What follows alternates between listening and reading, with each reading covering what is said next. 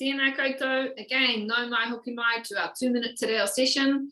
Last session, we looked at he aha tēnei, something that is here with us, he aha tēnei, and he aha tēnā, something that we are not holding, okay, but perhaps the speaker, the listener that we're speaking to, they might be holding. He aha tēnā, ka pai.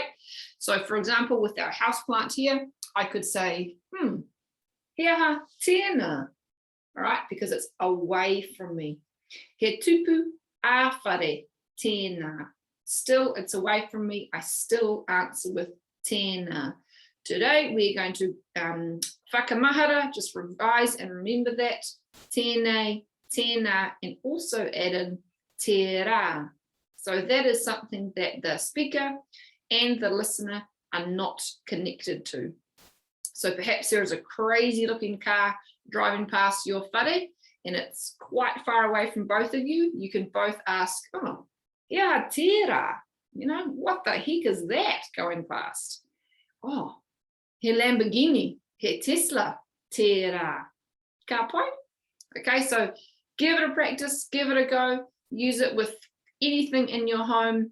Maybe you start to annoy your whānau because you're always asking, he aha tēnā. Just practicing, is it a tēnei that I'm holding? Is it a tēnā that I'm not holding but is close to the person who is listening? Or is it a te rā, something that is really far away from both the speaker and the listener?